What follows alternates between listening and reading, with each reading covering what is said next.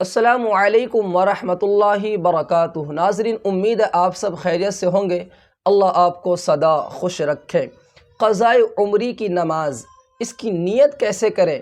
क्या एक वक्त में एक ही नमाज हम पढ़ सकते हैं? यानी कि आपके ज़िम्मे ज़ुहर की नमाज क़ज़ा हो गई, तो उस नमाज को पढ़ने के लिए क्या अगले दिन ज़ुहर का वक्त का इंतज़ार करना होगा, या किसी भी टाइम हम ज़ुहर की नमाज को अदा कर सकते हैं?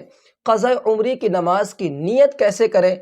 अगर आपने इस वीडियो को देख ली तो मुझे उम्मीद है कि जितनी हमारी माँ बहनें हैं अच्छी तरीके से समझ जाएगी कि क़ज़ा उम्री की नमाज कैसे पढ़ें, उसकी नीयत कैसे करें, और किस वक्त क़ज़ा उम्री की नमाज न पढ़ें और किस टाइम हम इस नमाज को पढ़ सकते हैं।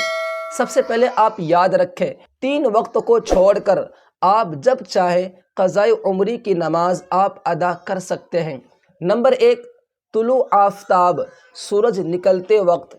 नंबर 2, ज़वाल का वक्त, ठीक दोपहर के वक्त। नंबर 3, गुरूब आफ्ताब, यानी कि जब सूरज छिपने लगे। ये 3 टाइम को छोड़कर आप जब चाहें जिस वक्त चाहें क़ज़ा उम्री आप अदा कर सकते हैं। इनसे पहले, इस पर बात करने से पहले एक चीज़ मैं आपको बतला दूं कि अगर किसी शख्स की 5 नमाज़ें क़ज़ा हो गई लगातार, फजर, ज़ोहर, असर, मगरिब, ईशा, थोड़ा गौर से देखें आप इस वीडियो को। आज मैं इन मसलों पर बिल्कुल ऑपरेशन करने वाला हूँ, अपने ज़ुबान में सिखाने वाला हूँ, बताने वाला हूँ, ताकि एक अनपढ़ इंसान भी आसानी के साथ इस नमाज को अच्छी तरीके से सीख ले, समझ ले इस मसले को, क्या सही है क्या गलत और हमें क्या करना है। अगर आपकी एक दिन की 5 नमाज़ें लगातार क़ज़ा हो गई, फजर, ज़ोहर, असर, मगरिब, ईशा, यानी लगातार एक दिन की 5 नमाज़ें आपकी छूट गई।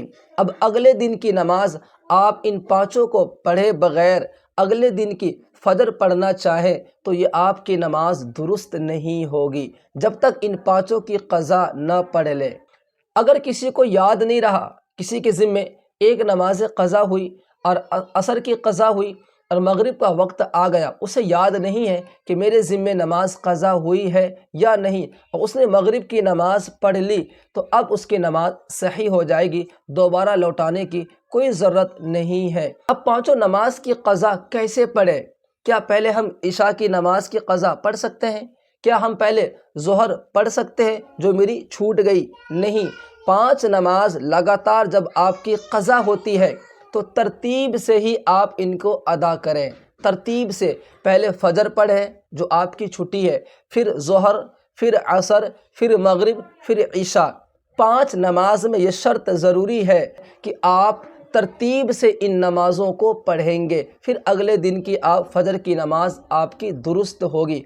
लेकिन किसी की लगातार 6 नमाज़ें क़ज़ा हो गई, या 7 नमाज़ें क़ज़ा हो गई, या 8 नमाज़ें क़ज़ा हो गई, एक दिन की पूरी 5 और अगले दिन की फजर भी क़ज़ा हो गई, ज़ोहर भी क़ज़ा हुई, यानी कि उसके ज़िम्मे 7 नमाज़ें क़ज़ा हो गई, तो क्या अब वो तरतीब से इनको अदा करेंगे? नहीं, अब तरतीब बाकी नहीं रहा। अब आपकी मर्ज़ी, चाहे पहले ज़ोहर पढ़ ले, चाहे फजर पढ़ ले, या इशा पढ़ ले, वो आपकी मर्ज़ी है। लेकिन जितनी जल्दी हो सके जो नमाज आपकी छूट गई है, क़ज़ा हो गई है, जितनी जल्दी हो सके उन नमाज़ों को आप फ़ौरन पढ़ लें। अब किसी के ज़िम्मे क़ज़ाए नमाज बहुत सारी है, उनको याद नहीं है कि मेरे ज़िम्मे 1 साल की नमाज है, या 2 साल की नमाज़ें हैं, 3 साल की नमाज़ें हैं, मैं इन नमाज़ों को कैसे याद करूं? तो अल्लाह तबारक व तआला ने इंसानों के ऊपर जुल्म नहीं किया है, अपने बंदे और बंदी के ऊपर अल्लाह जुल्म नहीं करते। आप खुद पता कर सकते हैं कि मेरे ज़िम्मे कितनी नमाज़ें क़ज़ा है, मैं कब से नमाज शुरू की है, और उस वक्त मेरी उम्र क्या थी और मेरे पे नमाज कब फ़र्ज़ हुई। आप अपने उम्र के हिसाब से अच्छी तरीके से मालूम कर सकते हैं कि आपके ज़िम्मे 5 साल की नमाज़ क़ज़ा है, या 10 साल की है, या 2 साल की, या 1 साल की। हर इंसान अपने आप को पता कर सकता है। जो क़ज़ा उम्री की नमाज है, इन नमाज को हम अदा कैसे करें, इन नमाज की नीयत कैसे करें, तो अब इनको सुने। आप जब चाहें जिस वक्त चाहें 3 टाइम को छोड़कर जो मैंने आपको शुरू में बतलाया, इनको छोड़कर आप जब चाहें आप क़ज़ाए उम्री पढ़ सकते हैं। आपको नियतें करनी है। मसलन आपके ज़िम्मे जो जितने भी آپ کے ذمے جتنی فجر کی نماز قضا ہوئی ہے تو پہلے آپ ان میں سے ایک نماز کی نیت کریں کہ یا اللہ میں نیت کرتی ہوں فجر کی نماز کی جو میرے ذمے سب سے پہلے قضا ہوئی، میں ان نماز کی نیت کرتی ہوں واسطے اللہ تعالیٰ کے رخ میرا کعبہ شریف کے طرف، اللہ اکبر، اور آپ ان نماز کو پڑھ لیں۔ جب آپ فجر کی نماز کی نیتیں کر لی کہ میرے ذمے جو سب سے پہلی نماز فجر کی ہے میں ان کو پڑھ رہی ہوں، تو وہ نماز پوری ہونے کے بعد وہ نماز مکمل ہو گئی۔ اب اس کے بعد والی نماز آپ کی پھر پہلی ہوگی۔ پھر جب آپ فجر کی نماز کی نیت کریں تو پھر آپ نے نیتیں کرنی ہے کہ میں نیت کرتی ہوں فجر کی نماز فرض جو میرے ذمے سب سے پہلی نماز باقی ہے واسطے اللہ تعالیٰ کے رخ میرا کعبہ شریف کے طرف، اللہ اکبر، وہ آپ کی 2 نماز مکمل ہو گئی۔ پھر جو تیسری فجر تھی وہ آپ کی پہلی بن جائے گی۔ اس طریقے سے آپ ہر نماز کی نیتیں کریں، یعنی جب بھی نیت کریں آپ اس جو بھی ظہر ہو، عصر ہو، مغرب ہو، عشاء ہو، آپ کو نیتیں کرنے کی میرے ذمے جو سب سے پہلے عشاء کی نماز قضا ہوئی ہے میں وہ پڑھ رہی ہوں، یا میرے ذمے جو سب سے پہلے مغرب کی نماز قضا ہوئی میں اس نماز کو پڑھ رہی ہوں۔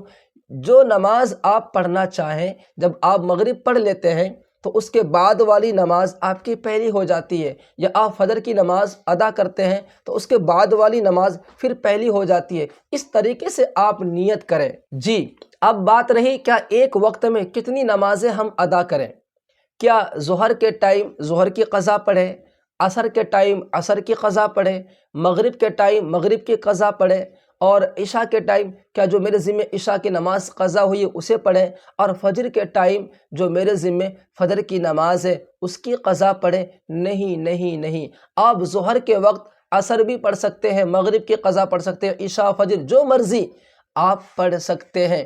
ایک ہی ٹائم میں آپ لگاتار 10 نماز بھی ادا کر سکتی ہیں، 20 نماز بھی ادا کر سکتی ہیں، جتنا آپ کے اندر طاقت ہے آپ اس طرح جو نماز عمری قضا ہے، جو آپ کی نماز قضا ہوئی ہے آپ پڑھ سکتی ہیں۔ ضروری نہیں ہے کہ ظہر میں ظہر کی قضا پڑھیں اور عصر میں عصر کی قضا پڑھیں، یہ ضروری نہیں ہے، یہ بات بھی بے بنیاد ہے۔